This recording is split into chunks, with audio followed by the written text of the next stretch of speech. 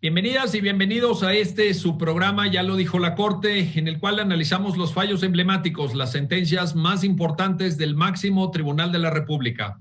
En esta ocasión vamos a comentar el amparo directo en revisión 4162/2019, que es una sentencia de la Suprema Corte de Justicia de la Nación, en la cual, a partir del análisis de una norma general expedida por los órganos reguladores en materia energética, la Corte hace un análisis muy detenido sobre la naturaleza y las bases constitucionales de nuestro juicio de amparo como ese instrumento de protección esencial de los derechos humanos de todas las personas en el territorio de la República Mexicana, por un lado, y también una comparación con el funcionamiento de la justicia administrativa federal, que tiene sus propias bases constitucionales y legales, por supuesto. Para entender el sentido de esta importante determinación de la Suprema Corte, le doy la bienvenida a Miguel Ángel Burguete. Miguel Ángel, qué gusto recibirte en este programa, ya lo dijo la Corte, muy bienvenido. Y gracias, también Miguel. A Carlos Alberto Araiza, que ya nos ha acompañado en diversas ocasiones. Carlos Alberto, qué gusto recibirte. Bienvenido nuevamente a tu programa. Gracias, Miguel, muy amable. Buenas tardes. ¿Qué tal, Miguel? Pues empezamos contigo, Carlos, para que nos cuentes un poco cómo llega el caso a la Corte, cómo se plantea, porque, bueno, pues fíjate, estamos ante un amparo directo en revisión. Entonces ya el periplo procesal, por decirlo de esta manera, fue largo. Había pronunciamientos anteriores y todo. Ayúdanos a entender cómo llega el caso a la Suprema Corte, por favor. Claro que sí, con mucho gusto, Miguel. Pues como comentas, presente es un amparo directo en revisión que tuvo su origen precisamente a partir de una impugnación que se hace en una instancia local, como es el Tribunal Federal de Justicia Fiscal y Administrativa, en el que una empresa dedicada al sector de hidrocarburos acude al juicio de nulidad federal ante el Tribunal Federal de Justicia Administrativa, planteando la invalidez de una norma oficial mexicana que emitió la CRE para regular hidrocarburos, concretamente calidad de petrolíferos. Los vicios que argumentaba la empresa que actora en el juicio de contencioso era, en esencia, vicios de legalidad, en donde decía, oye, la norma oficial mexicana no se emitió siguiendo las disposiciones que establece la Ley Federal de Metrología y Normalización, hubo irregularidades en el procedimiento de expedición de la norma, incluso decía la norma excede lo que prevé la ley correspondiente en materia de hidrocarburos, y bueno, sus planteamientos se quedaban en un plano de mera legalidad porque nunca planteó esta norma contraviene tal derecho fundamental o el tratado internacional tal. El argumento era de mera legalidad y por eso la actora consideró prudente acudir a la instancia del juicio administrativo federal. Sin embargo, pues presenta la demanda y el magistrado instructor, que es quien tiene que recibirla y proveer al respecto, considera que el juicio es improcedente. ¿Cuál es la razón del magistrado instructor para considerar la improcedencia del juicio contencioso intentado?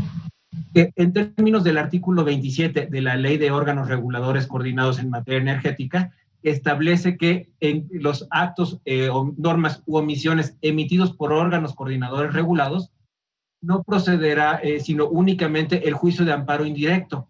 Y además el artículo dice, y no serán materia de suspensión. Entonces, prácticamente esta ley establece la improcedencia de cualquier otro medio que no sea el juicio de amparo indirecto, y además en el amparo indirecto limitando la suspensión para que se pueda conceder.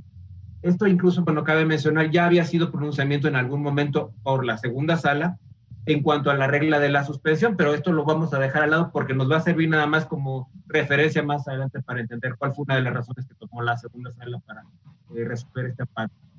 Entonces, bueno, como ese fue el fundamento del magistrado instructor, y esa fue la razón para desechar la demanda de nulidad intentada, tienen un recurso los justiciables en el Tribunal Fiscal, que es el recurso de reclamación. Este recurso se resuelve ya no por uno de los magistrados que conforman la sala correspondiente, sino es un recurso que se resuelve de manera colegiada y los 3 magistrados ya son los que autorizan la resolución. En este recurso de reclamación que intenta la empresa actora, pues en esencia plantea la inaplicación de este artículo. ¿Por qué dice que debe de inaplicarse? Primero dice, a ver, el acto que yo estoy impugnando, que pretendo impugnar en el juicio de nulidad, es una norma oficial que, si bien la emitió la CRE, la Comisión de Reguladora de Energía, no menos cierto es que en el proceso de expedición de la norma oficial participaron muchas otras autoridades, y estas autoridades no son órganos reguladores coordinados. Entonces no me podrías considerar que me resulta aplicable el 27. Pero si además consideras que el artículo resultara aplicable, lo que tendrías que valorar es que este artículo debe de inaplicar su control de convencionalidad, en esencia es lo que plantea, porque dice, me está restringiendo el acceso a la justicia que prevé en el artículo 17 de la Constitución y el 25.1 de la Convención Americana de Derechos Humanos. ¿Por qué?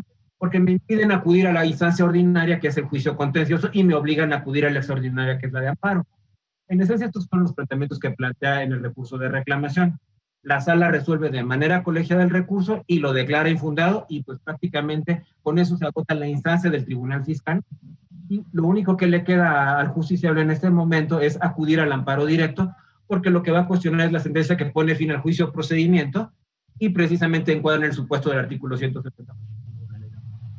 Al juicio de amparo acude en esencia planteando que pues el Tribunal Fiscal no analizó debidamente lo relacionado a la inaplicación, porque insiste en que la norma contraviene lo previsto en los artículos 17 de la Constitución y 25 de la Convención Americana. Y muchos de los planteamientos que ya había planteado inicialmente también los retoma para evidenciar la ilegalidad de aquella resolución. El colegiado, ¿qué hace? Me voy a centrar en el tema de constitucionalidad porque es el que nos interesa para justificar más adelante la procedencia de la revisión en el amparo directo. El colegiado le dice, mira, al margen de si el artículo 27 es o no inconstitucional o inconvencional y si se te debió de inaplicar o no, la realidad es que en términos de la ley federal de procedimiento contencioso administrativo, el juicio era improcedente de cualquier manera.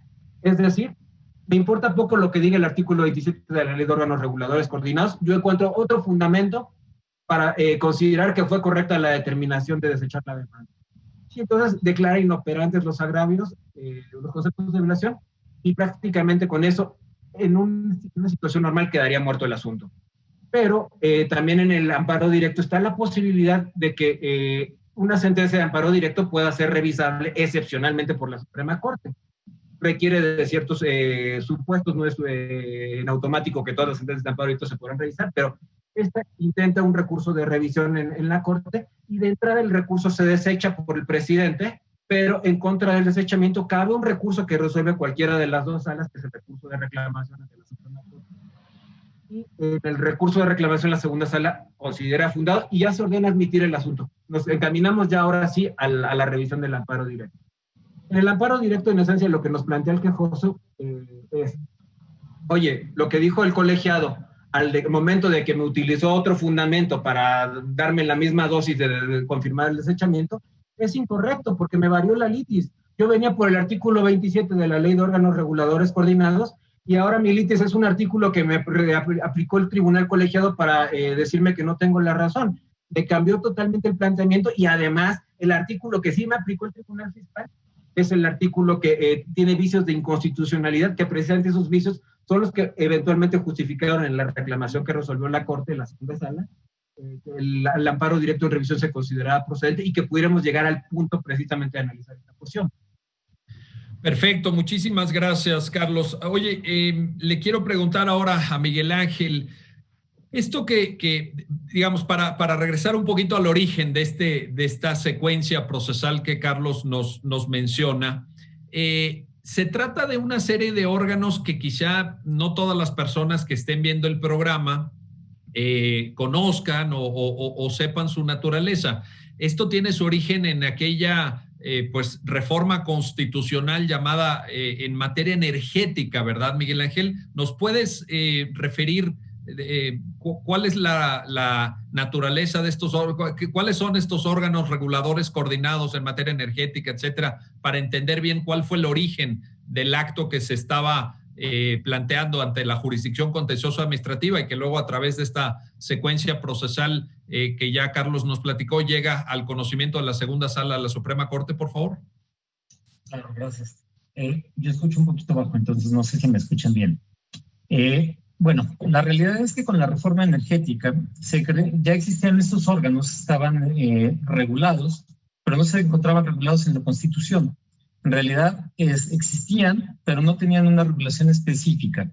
En la reforma que se hace, se incluyen estos órganos a nivel constitucional para darles una autonomía y una capacidad de actuar de manera independiente.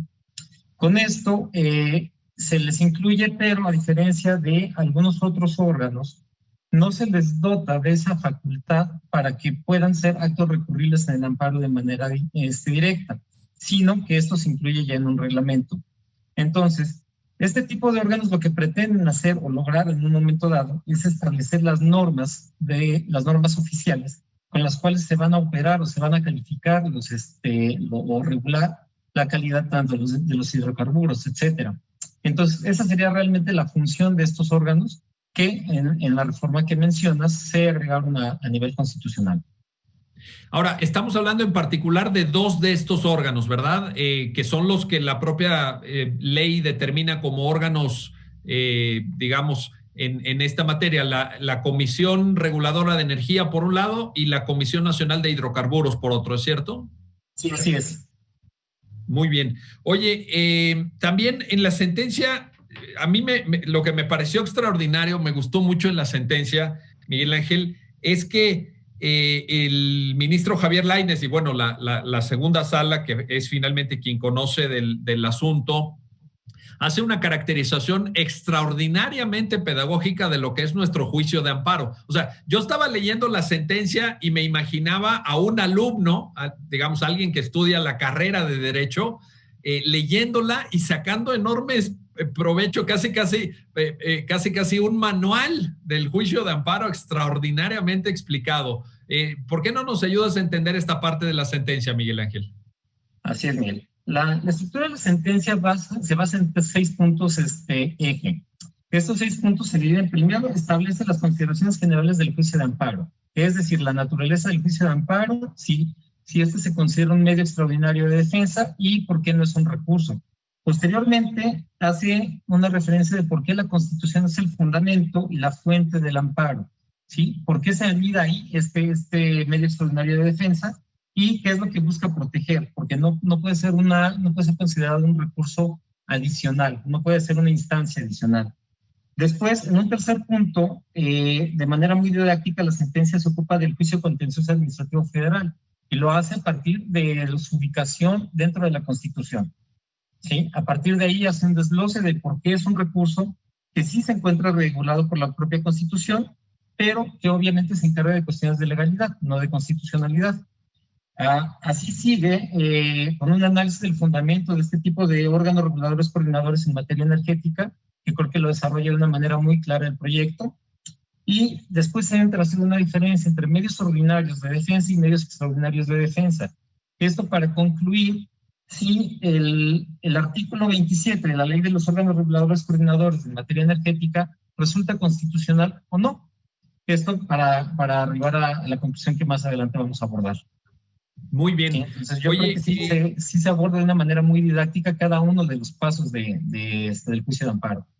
Muy didáctica, coincido con tu diagnóstico, Miguel Ángel, lo dijiste muy bien, porque en efecto, pues nos va recordando cosas. Digo, yo leyendo la sentencia, pues me acordé de mi curso de amparo de la licenciatura, pero de verdad sirve a veces, aunque uno conozca de esos temas o los haya estudiado, etcétera, repasarlos porque pues hay que ir viendo, como tú muy bien mencionas, Miguel Ángel, pues las bases constitucionales, etcétera. Y particularmente sobre este tema te quiero preguntar, Carlos Alberto Araiza. Fíjate, Miguel Ángel estaba refiriendo un aspecto que me parece que es una llave de comprensión de la sentencia. Dice Miguel Ángel Burguete, y lo dice muy bien, tanto el juicio de amparo en los artículos 103 y 107 de la Constitución mexicana como el artículo 73, por otro lado, de la propia Constitución, generan las bases constitucionales, ojo, esto es muy importante, las bases constitucionales del juicio de amparo y de la jurisdicción contencioso-administrativa federal respectivamente. Aquí hay un tema que te quiero plantear, Carlos, en el sentido de decir, bueno, si tenemos bases constitucionales que la sentencia además detalla y analiza con con cierto grado de especificidad. ¿Cómo juega esto frente a una ley que de pronto diga o establezca supuestos de procedencia o de improcedencia distintos a los que están contemplados en la Constitución o en la propia ley reglamentaria de estos artículos 103 y 107 en materia de amparo? La sentencia también lo aborda. Ayúdanos a entender esta parte, Carlos, por favor. Claro que sí, Miguel. Pues mira, precisamente el primer problema, el primer punto que encontramos en coincidencias, los dos son medios de defensa. Derivan precisamente de lo previsto en el artículo 17 de la Constitución y 25 de la Convención Americana, para que los justiciables tengan la posibilidad de acceder a un órgano jurisdiccional que resuelva los conflictos.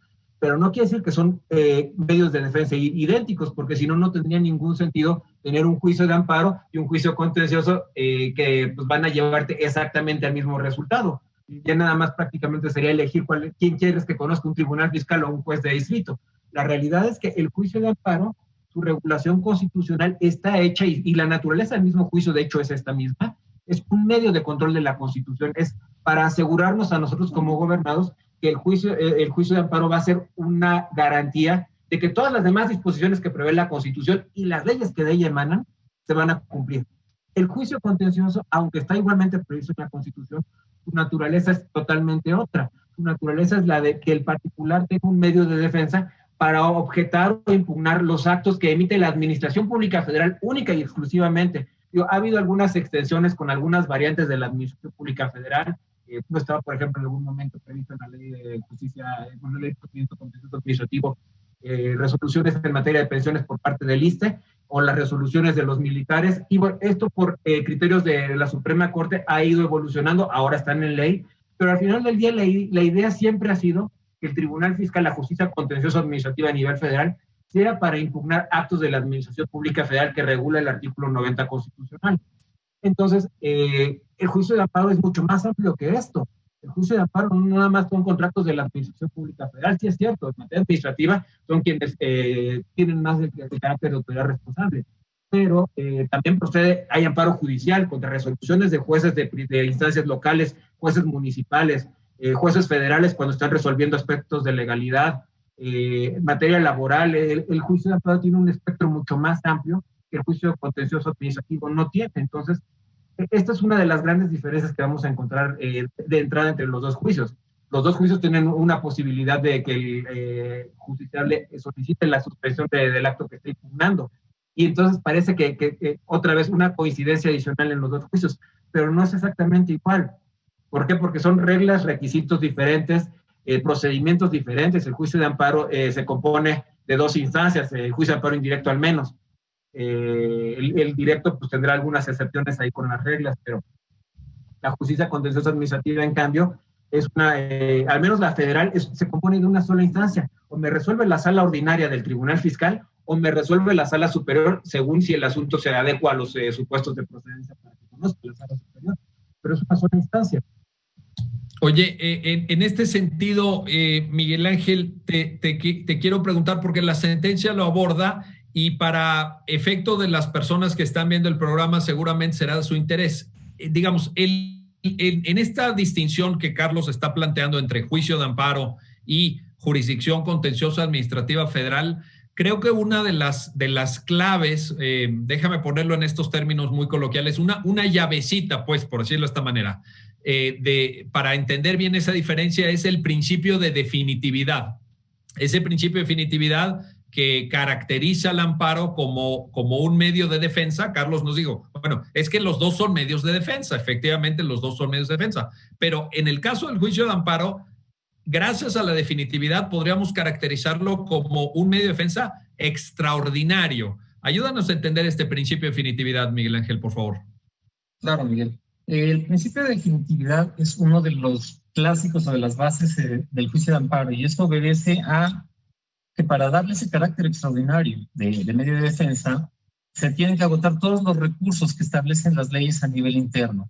Incluso ya la Corte Interamericana ha establecido que el hecho de que se deba de garantizar el derecho de acceso a la justicia no implica de alguna forma que se puedan obviar el agotamiento de los medios ordinarios de defensa.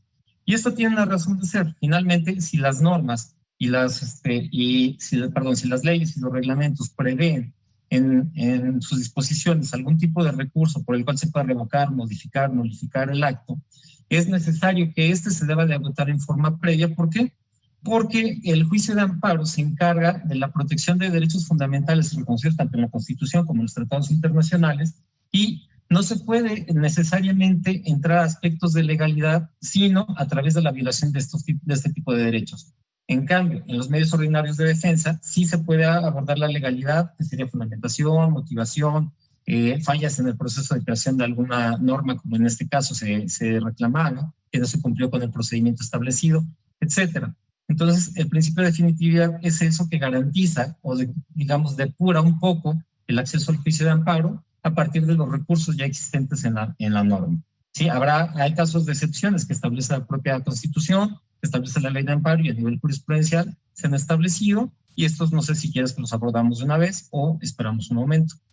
Sí, lo hacemos regresando de la pausa que vamos a hacer de inmediato. No se vayan, seguimos en su programa, ya lo dijo la Corte, analizando la sentencia de la segunda sala del Máximo Tribunal de la República, mediante la cual se resuelve el amparo directo en revisión 4162-2019. No se vayan, regresamos enseguida.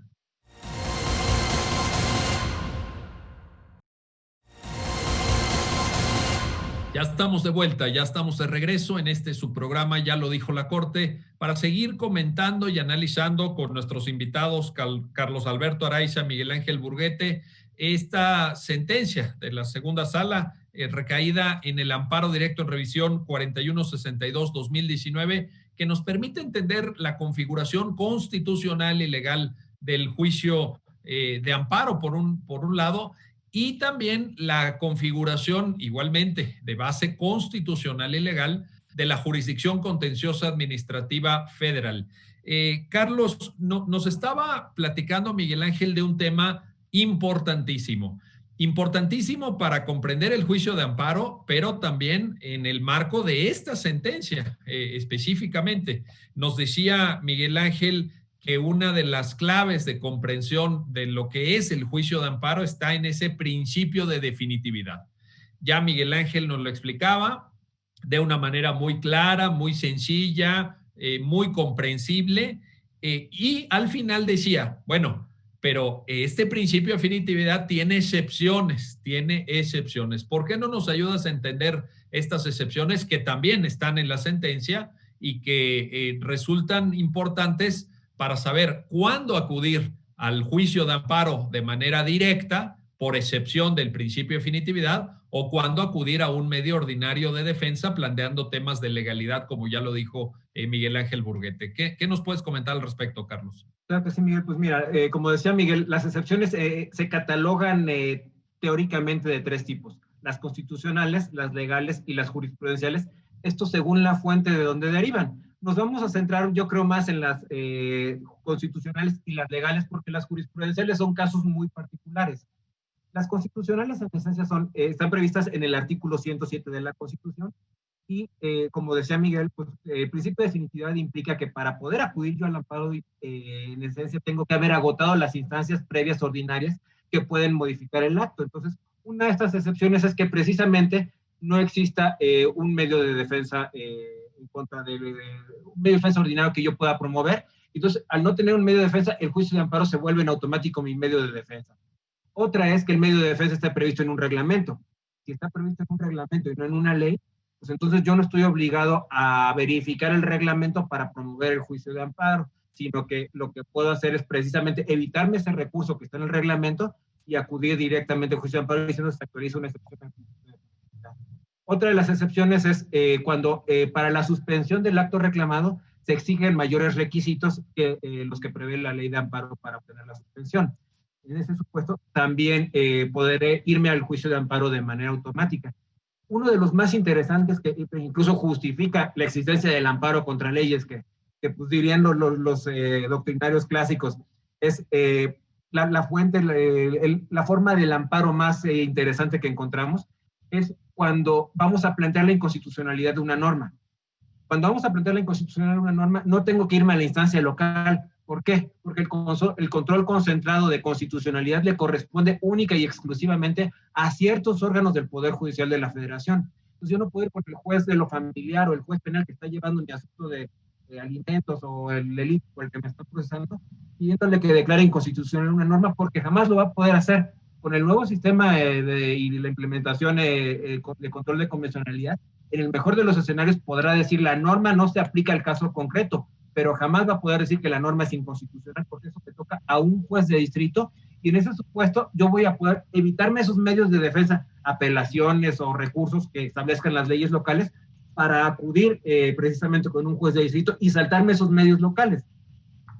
Entonces, estos son las excepciones más interesantes que me parece a nivel constitucional, que presenta el principio de definitividad, para que yo no me tenga que ir a un tribunal de alzada o un tribunal superior de justicia, agotar recursos y hacer mucho más larga una cadena procesal, sino que yo en automático pueda ir con un juez de distrito y le diga, oye juez, revísame esto porque hay una afectación grave que podría derivarse, y precisamente esa situación es lo que justifica que yo no tenga que agotar estos recursos. Son casos que el constituyente consideró sumamente delicados y que si se dilataban más en justicia ordinaria, pues podía generar una mayor afectación para el justiciable, y por eso le dijo, te vas en automático al amparo, no es necesario agotar medios de defensa.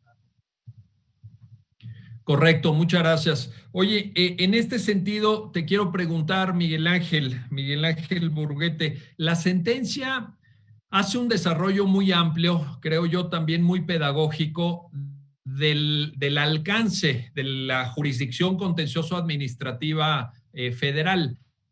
Yo me acuerdo, pues hace unos años, hace bastantes años, de aquel originario Tribunal Fiscal de la Federación. ¿Se acuerdan ustedes? Y luego la jurisdicción contencioso administrativa pues ha ido evolucionando incluso a través de diversos nombres para el órgano que la desarrolla, a través de diversas denominaciones.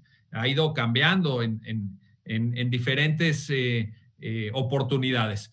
Y yo te quería preguntar, Miguel Ángel, sobre la explicación que la sentencia hace, porque incluso en la transcripción de varios artículos que está realizada por parte de la segunda sala, lo que uno observa es que es una jurisdicción amplísima, o sea, es una jurisdicción que se ha venido consolidando, que ha venido creciendo. Yo lo que veo en esta parte de la sentencia, Miguel Ángel, no sé si coincidas, es que se trata de una jurisdicción ya muy madura en México, muy robusta, muy completa. ¿Tú cómo lo valoras? ¿Qué es lo que refiere la sentencia al respecto? Sí, yo coincido contigo en lo que mencionas. El proyecto, yo creo que de una manera muy atinada, hace una parte desde el fundamento constitucional del juicio contencioso administrativo federal, y a partir de ahí va desarrollando a través de los preceptos que regulan la ley orgánica la competencia que tiene este órgano. Y es importante destacar que incluso se pueden reclamar acuerdos generales como este caso o las normas generales a través de guía de control de legalidad, por lo que comentábamos, ¿no? Aquellas violaciones dentro del procedimiento de creación o aquel incumplimiento, algún paso que se haya dado, que fue el argumento con el que se inicia este caso en particular en sede contenciosa. Y sí, definitivamente coincido en que cada vez más se ha ampliado las facultades que tiene el tribunal para conocer de ciertos asuntos. Ahorita ya existen salas especializadas, que es un punto que llega a abordar este proyecto en un momento dado al otorgarle los efectos, en los cuales ya hay salas que se dedican de ciertos asuntos, por ejemplo, competencia económica en un momento dado, asuntos energéticos, asuntos ambientales, etcétera.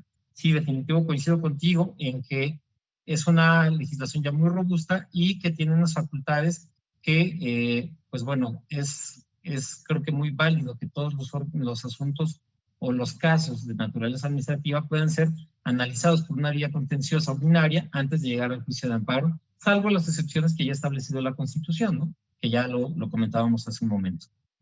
Oye, me llamaba la atención, por ejemplo, en esto que mencionas, Miguel Ángel, de la evolución de la justicia contencioso administrativa.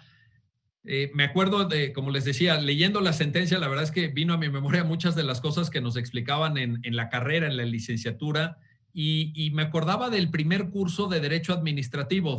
En ese entonces, en la Facultad de Derecho de la UNAM, en donde yo estudié, pues había la materia Derecho Administrativo 1, y me acuerdo que el maestro, yo tomé con un gran profesor que fue don Alfonso Navarrete, pues una parte del semestre lo dedicaba a la caracterización del acto administrativo.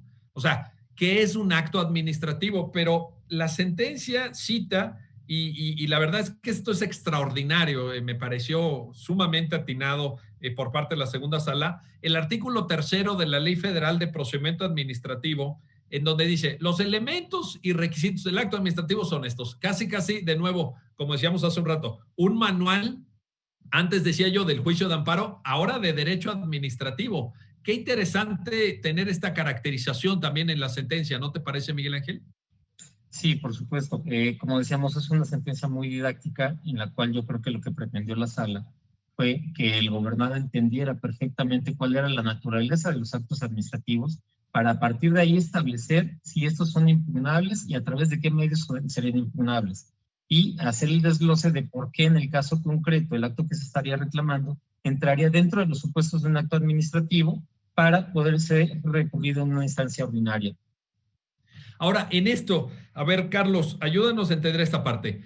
Cuando hablamos de acto administrativo, Miguel Ángel ya lo mencionó y además me pareció muy pertinente por lo que después en la propia sentencia se desarrolla, pero te pido aquí una consideración. Acto administrativo, Carlos, no es un acto individualizado o un acto de efectos puramente específicos sobre una persona física o una persona jurídica. ¿Puede haber actos administrativos generales, Carlos? Así es, Miguel, pues precisamente eso es el caso que teníamos, era una norma oficial mexicana, que bueno, en principio diría uno, no, pues el acto administrativo es el acto por el que me expiden mi licencia o mi cédula profesional, o ese es el acto que yo como gobernado en principio podría entender que emite la autoridad, porque deriva de una instancia en la que yo le pido, dame mi cédula, dame mi licencia de conducir, y me dice, aquí está tu documento, ¿no? Y agota. Pero no es la única forma de acto administrativo que tenemos. Hay otro tipo de actos administrativos, como son, por ejemplo, cuando se suscitan conflictos dentro de, con la administración pública. La administración me dice, te resuelvo, hay un recurso, por ejemplo, que es el recurso de revocación en materia administrativa, que es un recurso en el que si no me gusta lo que me resolvió la autoridad en materia administrativa, me voy con el superior jerárquico y el superior me tiene que resolver. Y es una resolución pequeña, pero al final una resolución. Y esa resolución también, aunque me afecta nada más a mí, la podré impugnar en el Tribunal Fiscal. Pero además de este tipo de actos, hay otros actos mucho más genéricos, como precisamente son los actos generales, como sería una norma oficial mexicana, un acuerdo, una circular. Pueden recibir cualquier nombre que se nos ocurra. De hecho, es un problema que tenemos luego al momento de que llegan asuntos con órganos muy especializados, le dan unos nombres incluso está chistoso, por ejemplo, la COFESE o el IFT quieren emitir actos y algunos se llaman reglamentos y los B1 no son reglamentos, son reglamentaciones en sentido genérico, pero en un reglamento en términos del 89 fracción 1 de la Constitución. Pero bueno, me regreso al caso de las normas oficiales. La norma oficial deriva de un procedimiento en el que participan diversas autoridades, diversas dependencias. Por lo regular es Secretaría de Economía, al final quien está de trasfondo de las normas oficiales, pero es un acto administrativo porque proviene precisamente de una autoridad que está vinculada a la Administración Pública Federal. Bueno, en términos del artículo 90 constitucional, la Administración Pública Federal tiene dos vertientes, la centralizada y la paraestatal, la descentralizada. La centralizada pues es la que conocemos que aglomera las secretarías de Estado en esencia, y todos esos actos invariablemente van a ser objeto de una posible impugnación ante el Tribunal Fiscal. En el caso, además, me ocuparé aquí un poquito de los órganos reguladores coordinados en materia energética. Ya mencionábamos cuál es el origen que tienen, pero además la misma ley que los regula y la Constitución establece que van a estar vinculados a la Secretaría de Energía. Entonces, no dejan de pertenecer de alguna manera a la esfera del Poder Ejecutivo Federal.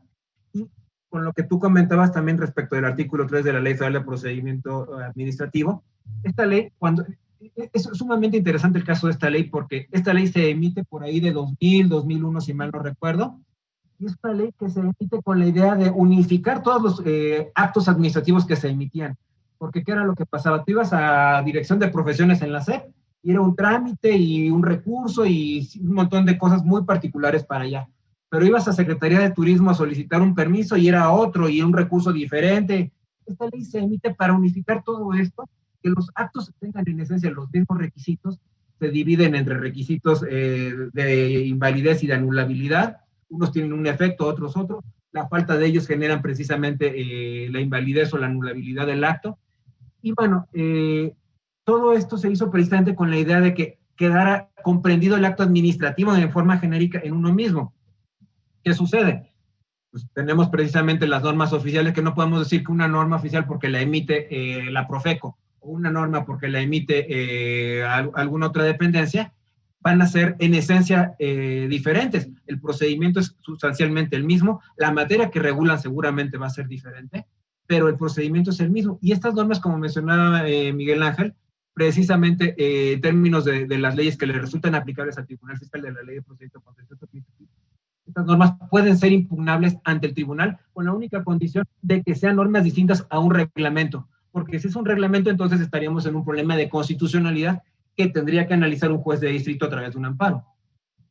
Oye, qué interesante esta mención que haces de la facultad reglamentaria de estos órganos que, si bien se ubican en la esfera de la administración pública federal y en el caso de los órganos coordinadores en materia energética como la Comisión Reguladora de Energía o Comisión Nacional de Hidrocarburos, en donde la propia ley los caracteriza como parte de la administración pública centralizada, en este vínculo con Secretaría de Energía que tú mismo mencionaste, pero en esta caracterización de la facultad reglamentaria, ¿cuántas cosas han cambiado en el derecho administrativo mexicano? Antes tú citaste el fundamento clásico, ¿no? Esa interpretación que por ahí la jurisprudencia había desarrollado del artículo 89, fracción primera de la Constitución mexicana, de las facultades para la ejecución en la esfera administrativa de las leyes que comportaban la creación de reglamentos, etcétera. Y ahorita estamos ante normas que son muy diferentes, las normas oficiales mexicanas, facultades de creación regulativa de órganos constitucionales autónomos como el propio Instituto Federal de Telecomunicaciones, Comisión Federal de Competencia Económica. ¿Cuántas cosas han cambiado en el derecho administrativo mexicano? Es algo muy, muy importante, sobre lo cual vamos a regresar y vamos a platicar después de la pausa. No se vayan, seguimos en su programa, ya lo dijo la Corte, comentando el amparo directo en revisión 4162/2019. Regresamos enseguida.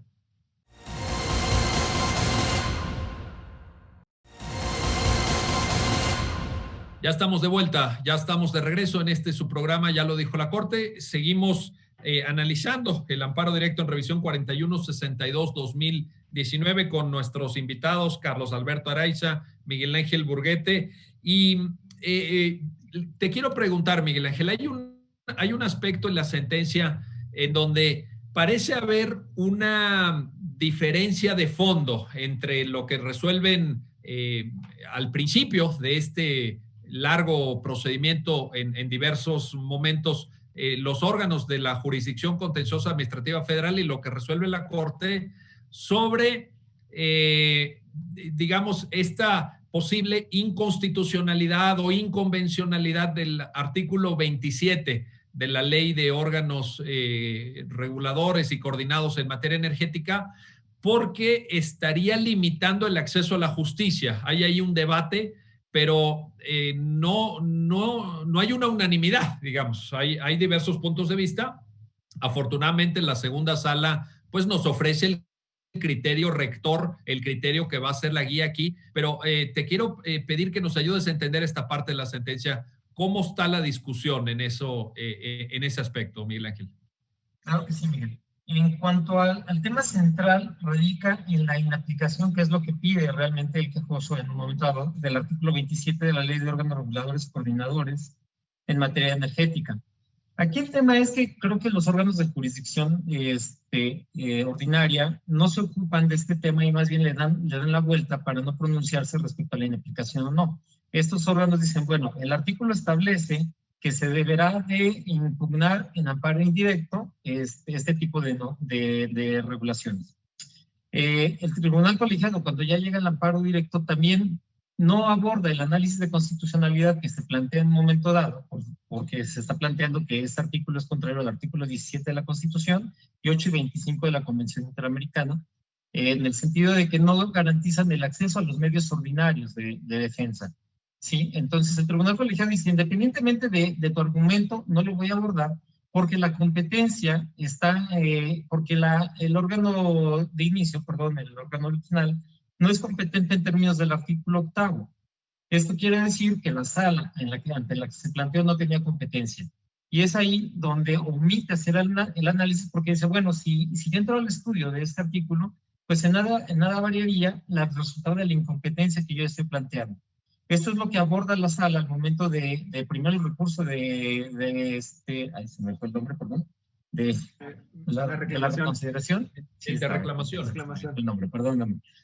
Y ahorita lo desarrolla el proyecto de una manera mucho más clara, en el sentido de decir, a ver, te está separando de la litis, del amparo directo en general, porque lo que se está planteando es que el artículo 27 es inconstitucional.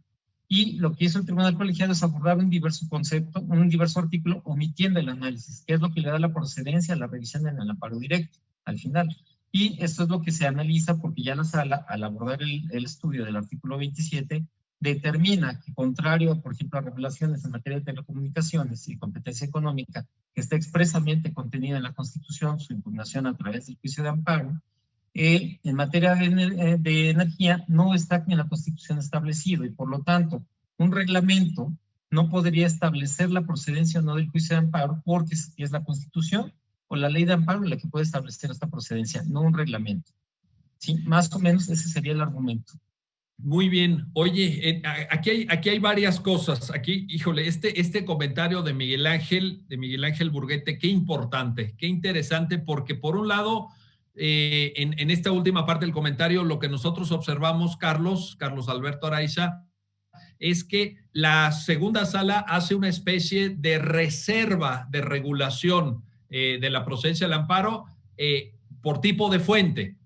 ¿A qué me refiero? Dice, bueno, la Constitución, sí.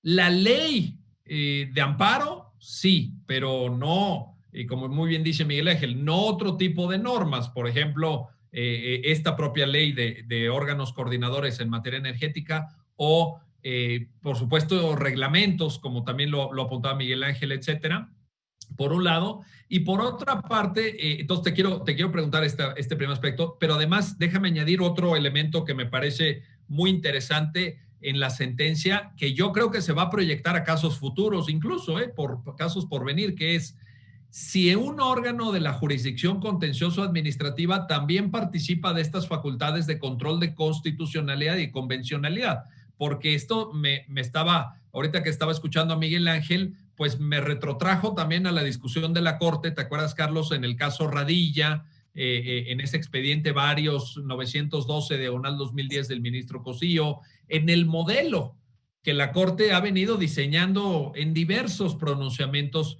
para llevar a cabo este control, digamos que alguna sentencia ha llamado control de regularidad, para incluir convencionalidad y constitucionalidad. Claro. Pero ¿tú cómo lo observas? ¿Cómo ves estos dos temas?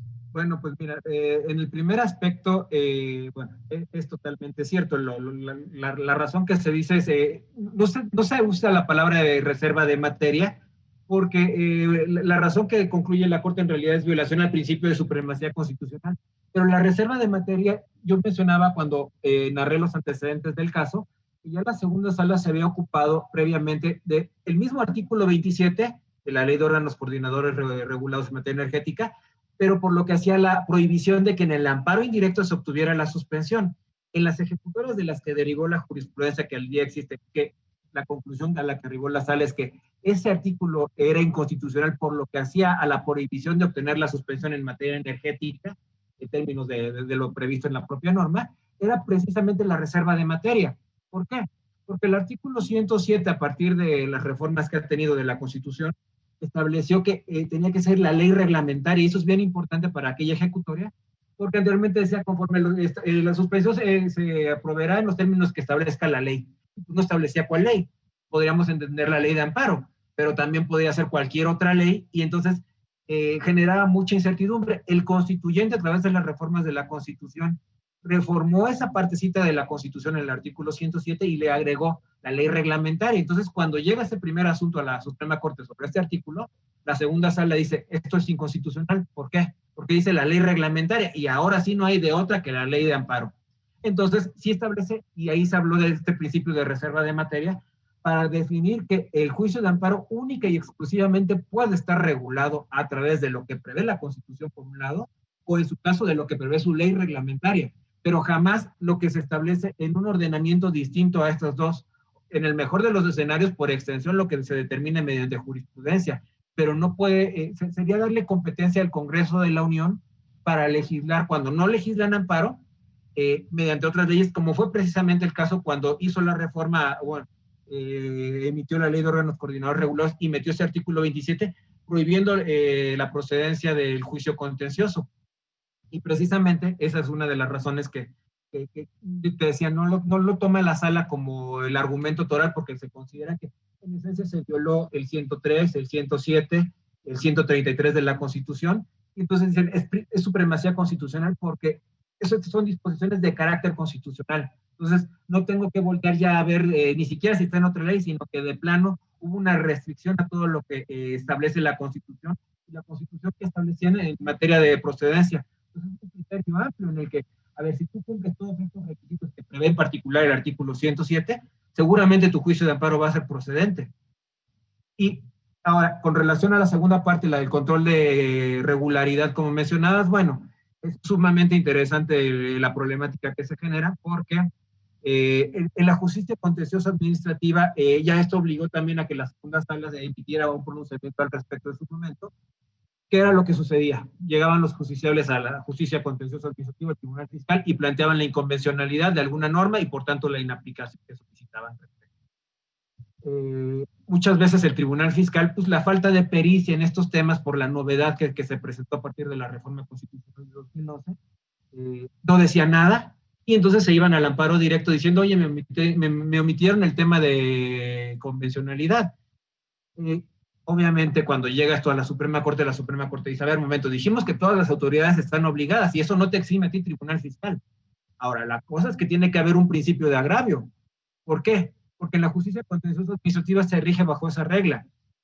Incluso es muy chistoso porque, por ejemplo, en el amparo tenemos suplencia de la queja, y esa suplencia de la queja permite que el juez de control constitucional aborde el tema, aunque no se lo esté planteando el quejoso en ciertos casos. En el caso de la justicia contenciosa administrativa no existe la suplencia de la queja, entonces invariablemente se requiere de un principio de petición, un principio de agravio, la idea toral del por qué consideras inconvencional una norma. Y plantear eso en la demanda de nulidad obliga a que el Tribunal Fiscal diga algo. Si el tribunal no dice algo, entonces cuando yo vaya al amparo directo, voy a poder decir, omitió darme respuesta al planteamiento de constitucionalidad o de convencionalidad, y constitucionalidad lo dejaré a un lado porque en realidad ni siquiera sería competente. De convencionalidad, que es un control mucho más limitado en cuanto a los alcances que puede tener, pero mucho más amplio en cuanto al número de autoridades que lo pueden realizar, porque incluso la convencionalidad la podrá realizar la autoridad administrativa, desde que me va a expedir el permiso, oye, te están pidiendo un requisito que me parece que es violatorio de derecho a la igualdad. Entonces, este requisito no te lo voy a solicitar, porque aunque el reglamento, la ley me lo digan, yo hago mi análisis como autoridad administrativa y te voy a decir, no, porque me parece absurdo. Pero bueno, el control de convencionalidad tiene esa ventaja. El control de constitucionalidad, ya decía desde hace un rato, solo un juez de distrito se te lo va a poder realizar, o los órganos expresamente facultados del Poder Judicial de la Federación. Entonces, en la justicia contenciosa administrativa, ¿es posible plantear la convencionalidad? Sí. ¿Qué cargas le impone esto al tribunal contencioso? Pues emitir un pronunciamiento al respecto. Pero también hay una carga para el justiciable de darme al menos la causa de pedir, el motivo por el que te vienes a inconformar, no nada más me digas es inconvencional y ya, porque pues decirme eso y decirme nada es lo mismo, me obligas a mí a hacer todo el ejercicio para analizar el argumento correspondiente y no funciona así. Bueno, ya al margen, en el amparo directo, cuando se plantean estas situaciones, pues el colegiado es el que va a tener que ponderar si hubo argumentos suficientes para que el Tribunal Fiscal los analizara, o bien si fue clara la violación, y en su caso poder analizar el colegiado la cuestión de constitucionalidad, de convencionalidad, pero ya bajo una perspectiva de constitucionalidad, porque precisamente en el colegiado converge tanto la obligación como órgano constitucional de hacer el estudio de constitucionalidad, como de órgano de revisión, digamos, porque en el amparo directo tiene esa característica, es un recurso de casación, de abordar también los temas de convencionalidad y entonces unirlos y llegar a la conclusión que en el caso merite, ¿no? Oye, muy importante dos cosas para ir aproximándonos a la conclusión en términos de lo que mencionas. Entonces, hay facultades, y ya lo ha dicho la Corte, para que en la sede de la jurisdicción contenciosa administrativa también se lleve a cabo el control con el alcance que señalaste de normas generales, de normas administrativas generales, que son la competencia que llega a la jurisdicción contenciosa administrativa. Y luego este señalamiento que ojalá te escuchen, Carlos, porque de veras que hay que repetirlo muchas veces para que los abogados hagan buenas argumentaciones. O sea, que tampoco se confíen y que digan, oye, pues, que le digan al tribunal o al juzgado de distrito, oye, o a la jurisdicción contenciosa, hay que llevar a cabo el control de convencionalidad y no digan más, y no digan nada. Pues yo creo que este llamado de atención que tú haces es totalmente pertinente, Carlos. Ojalá que te escuchen. Bueno, para terminar, porque ya nos queda muy poco tiempo, Miguel Ángel Burguete, cuéntanos el final. Entonces, ¿qué resuelve finalmente la sala? ¿Cómo queda el asunto? ¿Cuál es la decisión a la que llegan los integrantes de esta segunda sala, por favor? La sala llega a la conclusión de que el artículo 27 es inconstitucional en la medida que, como bien decía Carlos, está regulado dentro de un reglamento la procedencia del juicio de amparo, lo cual no es viable atendiéndolo a lo que ya había comentado. Y a mí se me hace muy interesante el efecto que ellos le dan en la resolución, porque también toma lo que determinó de alguna forma el tribunal colegiado. Por un lado dice que se revoca la sentencia, se determinó la inconstitucionalidad, se devuelve al órgano de origen, a efecto de que éste se declare incompetente en términos del artículo 8 y remite el asunto a la sala especializada. Entonces la sala sí se ocupa, la sala de la Suprema Corte sí se ocupa esencialmente del argumento que abordó el tribunal colegiado para no analizar el artículo 27 y sí le da ese sentido, pero previo a eso se tiene que abordar el estudio de constitucionalidad del propio artículo 27 y una vez establecido lo anterior, establece las reglas de competencia específica que tiene la sala especializada. Creo que esa es la parte más relevante, ¿sí? Sí, por un lado está la declaratoria de, digamos, inconstitucionalidad del 27 y luego el tema de la competencia, es decir, no una sala, sino otra dentro de la estructura de la jurisdicción contenciosa administrativa federal, ¿verdad? Así es. Perfecto, muy bien. Bueno. Ya nada más agregar precisamente, una de las cosas que resultaba un poco absurdas en estos casos era que existe una sala especializada en el Tribunal Fiscal para conocer de asuntos de órganos reguladores y el Tribunal Fiscal decía, no soy competente. Y pues entonces, ¿de qué van a hacer esas salas de órganos reguladores si no pueden conocer de los asuntos o de los actos que emiten los órganos reguladores? Que era una de las cosas que pues desde el principio no cuadraba, ¿no? Oye, y de hecho, la segunda sala de la Suprema Corte, Carlos, transcribe el artículo del propio reglamento del Tribunal de Justicia Administrativa donde está lo que acabas de señalar. Ahí está claramente establecido. Sí, y mira, ya nada más para concluir, había una cuestión que también, ya lo había comentado Miguel hace un rato, pero eran como muchas inconsistencias que detonaban. Y la más fuerte en mi punto de vista fue, cuando se hace la reforma en materia de telecomunicaciones, se establece la regla de que solo los actos en materia de telecomunicaciones podrán ser impugnados a través del juicio de amparo indirecto. Es una regla que se incorpora al artículo 28 constitucional. Cuando se hace la reforma energética, también al artículo 28 constitucional, el constituyente jamás estableció en el artículo 28 que los actos en materia energética tendrían que ser impugnados únicamente a través del amparo indirecto. Quien lo hace es la ley reglamentaria, la ley secundaria. Y entonces decíamos, a ver, pues ¿cómo puede ser que en materia de telecomunicaciones el constituyente sí dijo el caminito únicamente es ante el juez de distrito en amparo indirecto e incluso también estableció reglas para la suspensión? Y en materia energética no hizo lo mismo. Claramente la intención del legislador, del constituyente, fue que los actos en materia energética se rigieran por lo que establece el artículo 73, fracción 22, inciso H, en cuanto a la justicia contenciosa administrativa. Muy bien, pues muchísimas gracias, Miguel Ángel Burguete, Carlos Alberto Araiza, qué gusto, gracias por sus reflexiones, de verdad muy ilustrativo todo lo que nos han explicado alrededor de esta determinación de la segunda sala de la Suprema Corte de Justicia de la Nación en el amparo directo en revisión 4162/2019. Muchas gracias a ambos y gracias a ustedes que hacen posible su programa, ya lo dijo la Corte, en el cual analizamos, discutimos, debatimos sobre los fallos emblemáticos, las sentencias más importantes del máximo tribunal de la República. Hasta pronto.